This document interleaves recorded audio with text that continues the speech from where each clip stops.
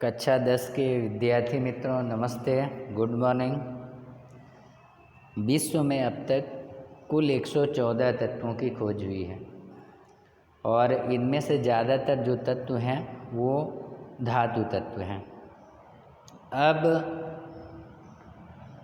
कुछ धातुएं जैसे सोना, चांदी ये रासायनिक रूप से कम सक्रिय धातुएं जो हैं वो प्रकृति में मुक्त अवस्था में हमें मिलती हैं और लेकिन जो सक्रिय धातुएं हैं वो यौगिक के रूप में प्राप्त होती हैं और पृथ्वी के भूपर्पटी में से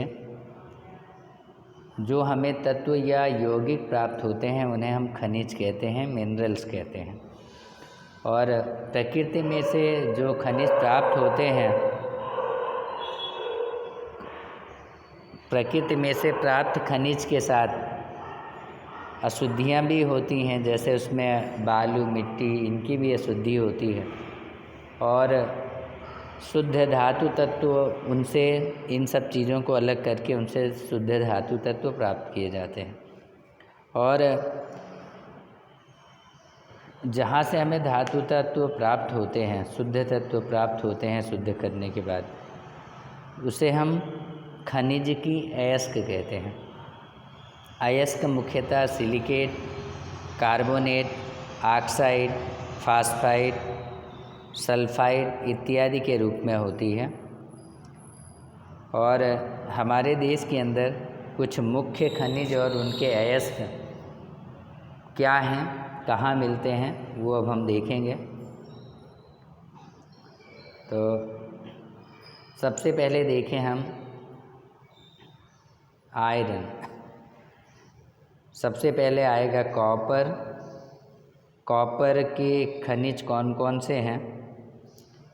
क्यूपराइट जिसका सूत्र है Cu2O, कॉपर पाइराइट इसका सूत्र है CuFeS2 और तीसरा है कॉपर ग्लांस जिसका सूत्र है Cu2S और मैलेकाइट CuOS2। ये सूत्र याद कर लीजिएगा, बोर्ड में पूछा जाता है। और CuCO3। तो इस तरह के ये जो सूत्र हैं ये कॉपर के खनिज हैं। इसी में से आपको कॉपर प्राप्त होता है, यानी जो ज़मीन में से हम खनिज निकालते हैं वो इस स्वरूप में होता है। शुद्ध कॉपर के रूप में तो डायरेक्ट हमें मिल नहीं जाता, तो इस स्वरूप में हमें मिल सकता है क्यूपराइट के रूप में, कॉपर पाइराइट के रूप में, मैलेकाइट के रूप में और कॉपर ग्लांस के रूप में। और ये कहाँ कहाँ पाए जाते हैं? ये हमारे देश के अंदर बिहार और राजस्थान में पाए जाते हैं। जब इन खनिजों को ज़मीन से निकाला जाता है उसके बाद इनका शुद्धिकरण किया जाता है और फिर बाद में हमें शुद्ध कॉपर प्राप्त होता है।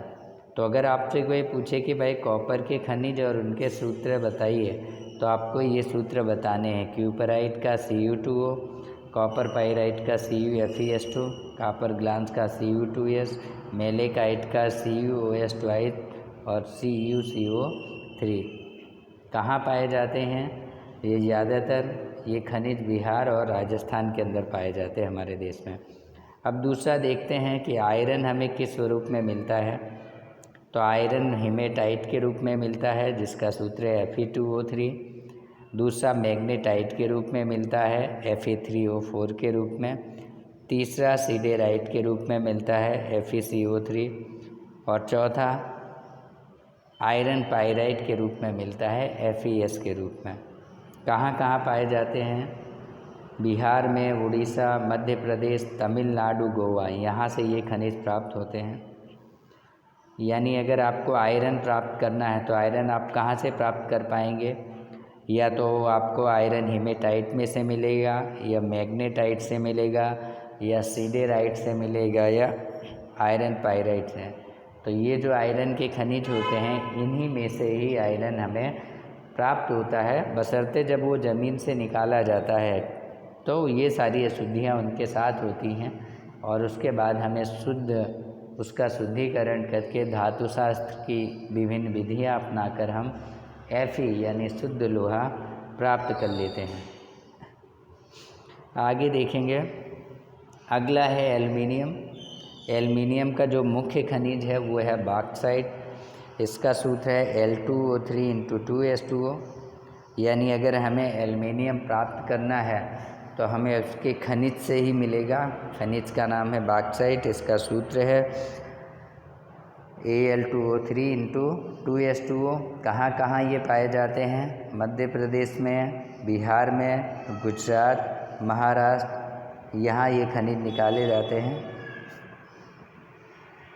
और उसके बाद में अगर देखें तो कैल्शियम हमें कहाँ कहाँ से मिलता है?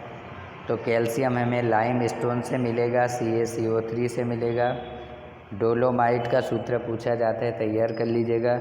डोलोमाइट यानी CaCO3, calcium carbonate MgCO3 magnesium carbonate में से मिलता है। जिप्सम CaSO4 × 2S2O, ये कहाँ से मिलते हैं? हमें जिप्सम मिलता है, ये हमें राजस्थान से मिलते हैं। राजस्थान से ये सारी चीज़ें खनिज निकाले जाते हैं। लाइम स्टोन हो गया, डोलोमाइट हो गया और जिप्सम हो गया, ये राजस्थान में पाए जाते हैं। वहाँ की धरती से ये निकाले जाते हैं। सिल्वर हमें दो स्वरूपों में खनिज के रूप में प्राप्त होता है। एक है हॉर्न सिल्वर, जिसका सूत्र है AgCl यानी सिल्वर क्लोराइड, और अगला है सिल्वर ग्लांस Ag2S।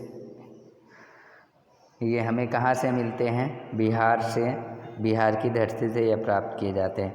एक बार फिर से देख लेते हैं। कॉपर हमें cuprite, copper pyrite, copper glance और मेलेकाइट में से मिलेगा। ये बिहार और राजस्थान में पाए जाते हैं।